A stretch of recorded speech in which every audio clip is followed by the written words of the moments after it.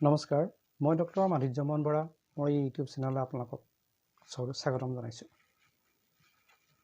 আজি এটা বিশেষ মেডিচিন লৈ আহিছোঁ। এই মেডিচিনটোৰ নাম হৈছে এক্স-ৰে।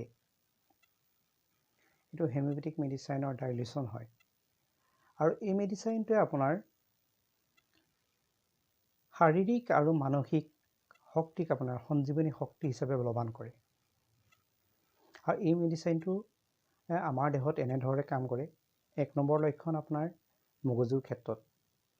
মুখ আৰু মূৰত বিভিন্ন স্থানত যদি আপোনাৰ খোচা বিন্ধা কৰা বিষ আছে, তেতিয়া এই সমস্যাৰ পৰা এই মেডিচিনটো নাইকিয়া কৰে।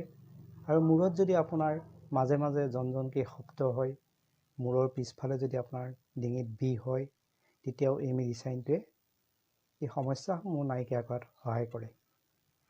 2 নম্বৰ লক্ষণটো হৈছে আপোনাৰ মুখৰ ক্ষেত্ৰত।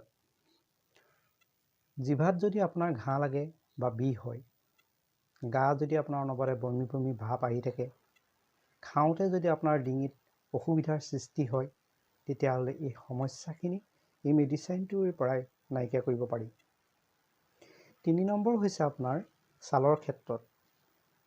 ছালত যদি আপোনাৰ আচিনা হোৱা, গা ফটা, ছালৰ বিভিন্ন ৰোগ এই মেডিচিনটোৱে খুব সোনকালে নাইকিয়া কৰে। ইয়াৰ উপৰিও আপোনাৰ বাত বিষ, শৰীৰৰ বিভিন্ন অক্ৰান্তিক আপোনাৰ অনুভৱ কৰা, বিভিন্ন ধৰণৰ সপোন দেখা, চকুৰ দৃষ্টিশক্তি কমি যোৱা, কাণৰ শ্ৰৱণ শক্তি কমি যোৱা, নাকৰ বিভিন্ন ধৰণৰ ৰোগ, ইচ্ছা শক্তি যদি আপোনাৰ লোপ পোৱা, স্মৃতিশক্তি আপোনাৰ যদি নাইকিয়া হোৱা, এই সকলো সমস্যা এই এক্স-ৰে মেডিচিনটোৰ পৰাই লাভ কৰিব পাৰি।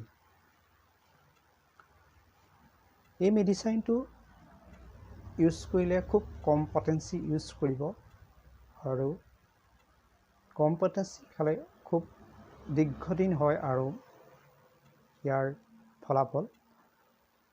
আৰু এই মেডিচিনটো ইউজ কৰিলে আপোনালোকে দুটোপালকৈ দিনটোত এবাৰেই ইউজ কৰিব। খালি অলপ দিন কৰিব লাগিব মেডিচিনটো ইউজ। আৰু এই মেডিচিনটো দুটোপালকৈ খাব। আৰু মোৰ যদি এই ভিডিঅ'টো আপোনালোকৰ চাই ভাল লাগিছে, তেনেহ'লে লাইক কৰিব, কমেণ্ট কৰিব আৰু চেনেলটোক ছাবস্ক্ৰাইব কৰিবলৈ নাপাহৰিব। ধন্যবাদ।